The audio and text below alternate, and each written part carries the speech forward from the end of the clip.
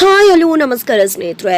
ಇಲ್ಲಿ ರೆಬಲ್ ಆಗಿ ಎಂಟ್ರಿ ಕೊಟ್ಟ ಕಿಟ್ಟಿಗೆ ಕೆಡ್ಡ ತೋಡ್ಬಿಟ್ರ ಮಾನ್ಯತಾ. ಹಾಗಿದ್ರೆ ಕಿಟ್ಟಿನೇ ಇಲ್ಲಿ ಮಾನ್ಯತಾ ಚಕ್ರ ವ್ಯೂಹದಲ್ಲಿ ಸಿಕ್ಕಿ ಹಾಕಿಕೊಂಡ್ಬಿಟ್ನ. ಇಲ್ಲಿ ಕಿಡ್ಡಿ ಕಿಡ್ನಾಪ್ ಆಗ್ತದಾನ, ರಾಮಾಚಾರಿ ನೋಡ್ಬಿಟ್ನ, ಏನಾಗ್ತದ ಇದು ಎಲ್ಲವನ್ನ ಕೂಡ ತಿಳ್ಕೋಬೇಕು ಅಂದ್ರೆ ಈಗಲೇ ನಮ್ಮ ಈ ಚಾನಲ್ನ ಸಬ್ಸ್ಕ್ರೈಬ್ ಮಾಡಿ, ಹಾಗೆ ಒಂದು ವಿಡಿಯೋವನ್ನ ಪೂರ್ತಿಯಾಗಿ ನೋಡಿ.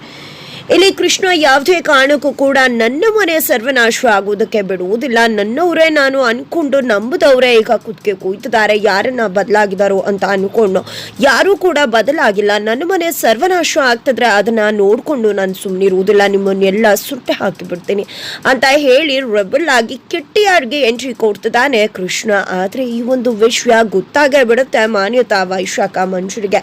ಇಲ್ಲಿ ಮೂವರು ಕೂಡ ಶೀಕ್ ಆಗ್ತಿದ್ದಾರೆ. ಯಾವಾಗ ದಿಗಂತ ಕೃಷ್ಣ ಅಂತಕ್ಕಂಥ ವ್ಯಕ್ತಿ ಮತ್ತೊಬ್ಬ ರಾಮಾಚಾರಿ ರೀತಿ ಇರ್ತಕ್ಕಂಥ ವ್ಯಕ್ತಿನ ನೋಡ್ದೆ ಅಂತ ಹೇಳಿದ್ನೋ ಆಗ್ಲೇ ಗೊತ್ತಾಗ್ಬಿಡತ್ತೆ ನಮ್ಮ ಪ್ಲಾನ್ ಫ್ಲಾಪ್ ಆಗಿದೆ, ಕೃಷ್ಣ ಸತ್ತಿಲ್ಲ, ಬದುಕಿದಾನೆ ಅಂತ. ಖಂಡಿತ ಕೃಷ್ಣ ಬಂದ್ರೆ ಏನ್ ಮಾಡುದು, ಖಂಡಿತ ಅವನ್ಗೆ ನಾವೆಲ್ಲ ಅವನ ವಿರುದ್ಧ ನಿಂತಿದ್ವಿ ಅಂತ ಗೊತ್ತಾಗತ್ತೆ. ಅವತ್ತೇ ನನ್ನ ಬಿಡ್ತಿರ್ಲಿಲ್ಲ, ಹೇಗೋ ಬಚಾವಾಗಿದೆ, ಈಗೇನಾದ್ರೂ ಗೊತ್ತಾದ್ರೆ ಖಂಡಿತ ನನ್ನನ್ನಂತೂ ಬಿಡುವುದಿಲ್ಲ ಅಂತ ವೈಶಾಖ ಹೆದರುತ್ತಿದ್ರೆ, ಈ ಕಡೆ ಮಾನ್ಯತವರು ಕೂಡ ಹೆದರುತ್ತಿದ್ದಾರ. ಏನಾದ್ರೂ ಮಾಡಿ ನಿಮ್ ಜೊತೆ ನಾನು ಕೂಡ ಸೇರ್ಕೊಂಡೆ, ನನ್ನ ಮಗಂಗೆ ಚಾರು ಜೊತೆ ಮದ್ವೆ ಮಾಡ್ತೀನಿ ಅಂತ ಆಸೆ ಹುಟ್ಟಿಸ್ದೆ. ಈಗ ನಾನು ಕೂಡ ನಿಮ್ ಜೊತೆ ಲಾಕ್ ಆಗಿದ್ದೀನಿ, ಏನ್ ಮಾಡುದು, ಏನಾದ್ರೂ ಒಂದು ಮಾಡಿ ಅಂತ ಮಂಜುರಿ ಕೂಡ ಹೇಳ್ತಿದ್ದಾರೆ.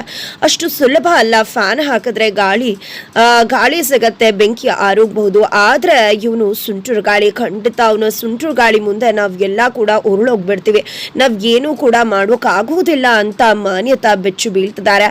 ಅವ್ನು ಏನಾದ್ರೂ ಇಲ್ಲಿ ಎಂಟ್ರಿ ಕೊಟ್ರೆ ಖಂಡಿತ ನಮ್ಮ ಯಾವ ಪ್ಲಾನ್ ಕೂಡ ನಡೆಯೋದಿಲ್ಲ, ನಮ್ ಎಲ್ಲಾ ಪ್ಲಾನ್ ಕೂಡ ಫ್ಲಾಪ್ ಆಗುತ್ತೆ ಅಂತ ಹೇಳ್ತಿರ್ಬೇಕಿದ್ರೇನೆ ಕಿಟ್ಟಿ ಸುಂಟೂರು ಗಾಳಿ ರೀತಿ ಚೌಟ್ರಿಗೆ ಎಂಟ್ರಿ ಕೊಟ್ಟೆ ಬಿಡ್ತಾರೆ. ಮದುವೆ ಮನೆಗೆ ಎಂಟ್ರಿ ಕೊಡ್ತಿದ್ದಾಗ ಅಲ್ಲಿ ತನ್ನ ಅಣ್ಣ ಅದಕ್ಕೆ ಫೋಟೋನ ನೋಡಿದ್ದೆ, ಖುಷಿಯಿಂದ ನೋಡ್ತಿದ್ದಾನೆ, ಎಷ್ಟು ಮುದ್ದಾಗಿ ಕಾಣಿಸ್ತದ್ರ ಅಂತ. ಅಷ್ಟರಲ್ಲಿ ಒಂದಷ್ಟು ಜನ ಬರ್ತಾರೆ, ಒಂದ್ 4-5 ಜನ ಬಂದಿದ್ದೆ. ರಾಮಾಚಾರಿ ಅಂತ ಹೇಳೋದಕ್ಕೆ ನಾನು ರಾಮಾಚಾರಿ ಅಲ್ಲ, ಅವನ್ ತಮ್ಮ ಕೃಷ್ಣ ಅಂತ ಹೇಳ್ತಾರೆ. ಹೋ ಹಾಗಿದ್ರೆ ನೀನೇನಾ ಕಿಟ್ಟಿ ಅಂತ ಹೇಳ್ತಿದ್ದಾಗೆ ಹೋ ಅಂತ ಹೇಳಿ ಕೃಷ್ಣಂಗೂ ಅರ್ಥ ಆಗ್ಬಿಡತ್ತ ಇವರು ರೌಡಿಗಳು ಅಂತಕ್ಕಂಥದ್ದು. ತಕ್ಷಣ ಈ ಕಡೆ ಏನ್ ಮಾಡ್ತಾರೆ ಇವರು, ಇವರನ್ನ ನಾನೇ ಕತೆ ಮುಗಿಸ್ತೀನಿ ಅಂತ ಕೃಷ್ಣ ಅನ್ಕೊಂಡ್ರೆ, ಬಟ್ ಅವ್ರ ಮುಖಕ್ಕೆ ಸ್ಪ್ರೇ ಮಾಡೇ ಬಿಡ್ತಾರೆ ಆ ಮಾನ್ಯತಾ ಕಳ್ಸಿರ್ತಕ್ಕಂಥ ರೌಡಿಗಳು. ತಕ್ಷಣ ಈ ಕಡೆ ಅವ್ರಿಗೆ ಪ್ರಜ್ಞೆ ತಪ್ಪು ಹೋಗುತ್ತೆ, ಮಂಫರ್ ಬಂದಿದೆ, ಎಳ್ಕೊಂಡು ಹೋಗ್ತಾ ಇದ್ರೆ ರಾಮಾಚಾರಿ ಅಲ್ತಾನೆ ಏನದು ಕೃಷ್ಣ ಇಷ್ಟೊತ್ತಾದ್ರೂ ಬರ್ಲಿಲ್ವಲ್ಲ ಅಂತ ಯೋಚನೆ ಮಾಡ್ತಿರ್ತಾರೆ. ತಕ್ಷಣಕ್ಕೆ ಅಲ್ಲಿ ಕೆಳಗಡೆ ನೋಡ್ತಿದ್ದಾಗೆ ಯಾರೋ ಒಂದಷ್ಟು ಜನ ಕರ್ಕೊಂಡು ಹೋಗ್ತಿರೋದನ್ನ ನೋಡ್ತಾನೆ ರಾಮಾಚಾರಿ. ಅದು ತನ್ನ ತಮ್ಮನೇ ಇರಬಹುದು ಅಂತ ಅನ್ಸುತ್ತೆ. ಕಿರ್ಚ್ಕೋತಿದ್ದಾರೆ. ಅಷ್ಟರಲ್ಲಿ ಯಾಕೆ ಏನಾಯ್ತು ಅಂದಾಗ ಪ್ರಜ್ಞೆ ತಪ್ಪ ಹೋಗ್ಬಿಟ್ಟು ಹಾಸ್ಪಿಟಲ್ಗೆ ಕರ್ಕೊಂಡು ಹೋಗ್ತಿದೀವಿ ಅಂತ ಆ ರೌಡಿಗಳು ಹೇಳಿ ಕೃಷ್ಣನ ಕರ್ಕೊಂಡು ಹೋಗೇ ಬಿಡ್ತಾರೆ. ಇದು ಸ್ವಲ್ಪ ರಾಮಾಚಾರಿಗೆ ಅನುಮಾನ ತರಿಸುತ್ತೆ.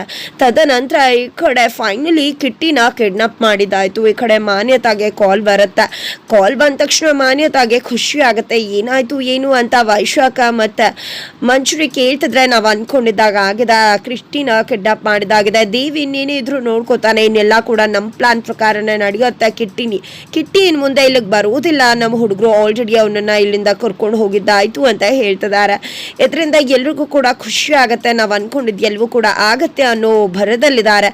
ನಂತರ ಅಲ್ಲಿ ರಾಮಾಚಾರಿನ ಅಣ್ಣ ಮತ್ತೆ ಮುರಾರಿ ಇಬ್ರು ಕೂಡ ತುಂಬಾ ಮುದ್ದಾಗಿ ಮದುಮಗನ ಅಲಂಕಾರ ಮಾಡ್ತಿದ್ದಾರೆ. ಒಬ್ಬ ಮದ್ವೆ ಆಗಲ್ಲ ಅಂತಿದಾಗ ಮದ್ವೆ ಆಗ್ತಿದ್ದಾನೆ, ಇನ್ನೇನಿದ್ರು ನಿಂದೆ ನೆಕ್ಸ್ಟ್ ಮುರಾರಿ ಅಂತ ಕೂದಂಡವರು ತಮಾಷೆ ಮಾಡ್ತಿದ್ರೆ, ನಾನಂತೂ ಆ ಜನ್ಮ ಬ್ರಹ್ಮಚಾರಿಯಪ್ಪ, ಯಾವುದೇ ಕಾರಣಕ್ಕೂ ನಾನಂತೂ ಮದ್ವೆ ಆಗೋದಿಲ್ಲ ಅಂತಿದ್ದಾರೆ. ಹೌದೌದು, ಹೀಗೆ ಒಬ್ಬ ಹೇಳ್ತಿದ್ದ, ಅವನು ನೆನ್ನೆ ತಾನೇ ಉಪಾಸನೆ ಮಾಡಿಸ್ ಬಂದೆ ಅಂತ ಕೂದಂಡವ್ರು ಹೇಳ್ತಾರೆ. ಅಪ್ಪ ನೋಡಿ ನಿಮ್ಮ ಮಗ ಎಷ್ಟು ಮುದ್ದಾಗಿ ಕಾಣಿಸ್ತಿದ್ದಾನೆ ಮಧುಮಗನ ವೇಷದಲ್ಲಿ ಅಂತ ಕೂದಂಡವರು ಹೇಳ್ತಿದ್ರೆ, ಅಲ್ಲಿ ತುಂಬಾನೇ ಸ್ಟ್ರೆಸ್ ಮಾಡ್ಕೊಂಡು ಟೆನ್ಷನ್ ಅಲ್ಲಿದ್ದಾರೆ ನಾಣಾಚಾರ್ಗಳು. ಯಾಕಪ್ಪ ಏನಾಯ್ತು ಅಂತಿದ್ರೆ, ಕೃಷ್ಣ ಇನ್ನೂ ಬರ್ಲಿಲ್ವಲ್ಲ ರಾಮಾಚಾರಿ ಅಂದಾಗ, ಫೋನ್ ಮಾಡಿದ್ದೆ ಅಪ್ಪ, ಅವ್ನು ಫೋನ್ ಸ್ವಿಚ್ ಆಫ್ ಬರ್ತದೆ, ಖಂಡಿತ ಬರ್ತಾನೆ, ದಾರಿ ಹಾಕಿದ್ರು ಒಳಗೆ ಬಂದೇ ಬರ್ತಾನೆ ಅಂತಿದ್ರೆ, ಅವನು ಬರ್ಲೇಬೇಕಪ್ಪ, ಅವ್ನು ಬರ್ದೇ ಇದ್ರೆ ಖಂಡಿತ ಇಲ್ಲಿ ಅನಾಹುತ ಘಟಿಸ್ಬಿಡುತ್ತೆ ಅಂತಾರೆ. ಯಾಕೆ ಏನ್ ಮಾತಾಡ್ತಿದ್ರ ನೀವು ಅಂದಾಗ, ಹೇಗೆ ಕುರುಕ್ಷೇತ್ರ ಯುದ್ಧದಲ್ಲಿ ದುರ್ಯೋಧನದ ಪರ ಎಲ್ಲ ಗುರುಗಳು, ದ್ರೋಣಾಚಾರ್ಯರು ಎಲ್ಲರೂ ಕೂಡ ಇದ್ರು. ಆದ್ರೆ ಪಾಂಡವರ ಪರ ಇದ್ದಿದ್ದು ಕೃಷ್ಣ ಮಾತ್ರ. ಅವನು ಒಬ್ಬನೇ ಇಡೀ ಪಾಂಡವರನ್ನ ಮುನ್ನುಗ್ಗಿಸ್ತಾ ಪಾಂಡವರು ಜಯಶಾಲಿ ಆದ್ರು. ಹಾಗೆ ಇಲ್ಲಿ ಕೃಷ್ಣ ಕೂಡ ಧರ್ಮ ಕಾಪಾಡಬೇಕು ಅಂದ್ರೆ ಕೃಷ್ಣ ಇರಬೇಕು, ಹಾಗೆ ಇಲ್ಲಿ ನಡೆಯೋ ಅನಾಹುತ ತಪ್ಪಬೇಕು ಅಂದ್ರೆ ಕೃಷ್ಣ ಇರಲೇಬೇಕು, ಕೃಷ್ಣ ಆದಷ್ಟು ಬೇಗ ಬರಲೇಬೇಕು ಅಂತ ಹೇಳಿ ಸ್ತೋತ್ರನ ಹೇಳ್ತಿದ್ದಾರೆ.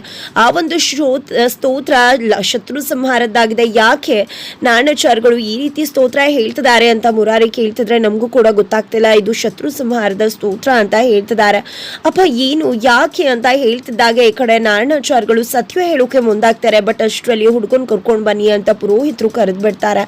ನಂತರ ಈ ಕಡೆ ಚಾರುಗೆ ಅತ್ತೆ, ಅಜ್ಜಿ, ಶ್ರುತಿ ಎಲ್ಲರೂ ಕೂಡ ಸೇರ್ಕೊಂಡಿದ್ದೆ ಅವರ ಒಂದು ಕುಟುಂಬದಿಂದ ಬಂದಿರತಕ್ಕಂತ ಆ ಒಂದು ಒಡವೆನ ಕೊಡೋಕೆ ಮುಂದಾಗ್ತಾರೆ. ಈ ಕಡೆ ನಿನ್ಗೆ ಇಷ್ಟ ಆಯ್ತಮ್ಮ ಅಂತ ಕೇಳ್ತಿದ್ದಾರೆ. ಇಲ್ಲ ಅಂತ ಹೇಳ್ಬಿಡ್ತಾಳೆ. ತಕ್ಷಣ ಎಲ್ರಿಗೂ ಕೂಡ ಶಾಕ್ ಆಗುತ್ತೆ. ನನಗೆ ನನ್ನ ಅತ್ತೆ, ಅಜ್ಜಿ, ಶ್ರುತಿ ಎಲ್ಲ ಕೂಡ ಪ್ರೀತಿಯಿಂದ ಇದನ್ನು ಕೊಡ್ತಿದ್ದಾರೆ ಅಂದರೆ ನಂಗೆ ಇಷ್ಟ ಆಗದೆ ಇರತ್ತಾ, ತುಂಬ ಅಂದರೆ ತುಂಬ ಇಷ್ಟ ಆಯಿತು ನನಗಿದು ಅಂತ ಹೇಳ್ತಾರೆ.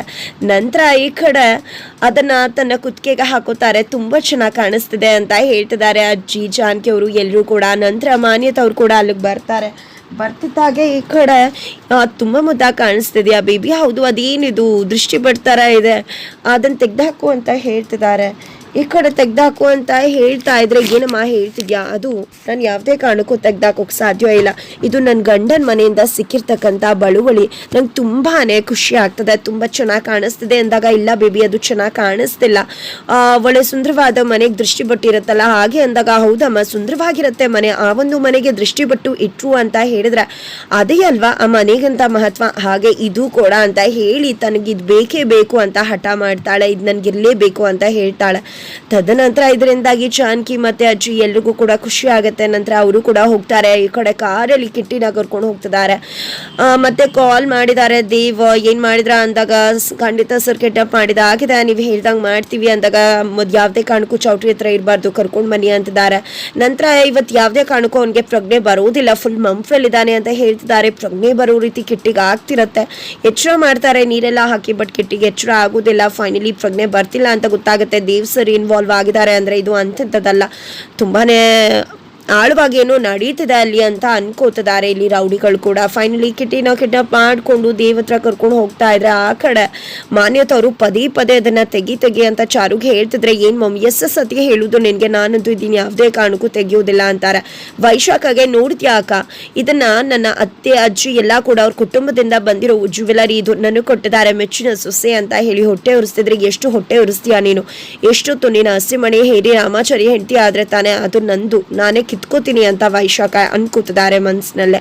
ನಂತರ ಈ ಕಡೆ ಏನು ನೀವು ಯಾರು ಕೂಡ ಅಳ್ತಾನೆ ಇಲ್ವಲ್ಲ, ಮನೆ ಮಗಳು ಮದುವೆ ಆಗಿ ಹೋಗ್ತಿದ್ರೆ ಎಲ್ಲ ಅಳ್ತಾರೆ, ಆದ್ರೆ ನೀವೇನು ಆರಾಮಾಗಿದ್ರೆ ಅಮ್ಮಂಗಂತೂ ಯಾರ ಫೀಲಿಂಗ್ಸ್ ಅರ್ಥ ಆಗಲ್ಲ, ಬೇರೆಯವ್ರ ಕಣ್ಣೀರು ಹಾಕ್ಸೋದೇ ಅವಳು ಕೆಲಸ. ಅಜ್ಜಿ ತಾತ ನೀವಾದ್ರೂ ಅಳ್ಬೇಕಲ್ವಾ, ತಮ್ಮನ್ನ ನೀನಾದ್ರೂ ಅಳ್ಬೇಕಲ್ವಾ ಅಂತಿದ್ರೆ ಇದೇ ನಿನ್ ಮೊದಲನೇ ಸರಿ ಮನೆಯಿಂದ ಹೋಗ್ತಿರೋದು, ಆಲ್ರೆಡಿ ಮದ್ವೆ ಆಗಿ ಮತ್ತೆ ಮದ್ವೆ ಆಗ್ತಿರೋದಲ್ವಾ, ಅದಕ್ಕೆ ಯಾಕೆ ಅಳ್ಬೇಕು ಅಂತ ಹೇಳ್ತಿದ್ದಾರೆ. ಹಾಗಿದ್ರೆ ಮುಂದೆ ಏನಾಗುತ್ತೆ ಏನಾಗ್ಬಹುದು ತಿಳ್ಕೊಬೇಕು ಅಂದ್ರೆ ಈಗಲೇ ನಮ್ಮ ಈ ಚಾನಲ್ನ ಸಬ್ಸ್ಕ್ರೈಬ್ ಮಾಡಿ ಮುಂದಿನ ವಿಡಿಯೋಗೋಸ್ಕರ ವೇಟ್ ಮಾಡೋದನ್ನು ಮರಿಬೇಡಿ.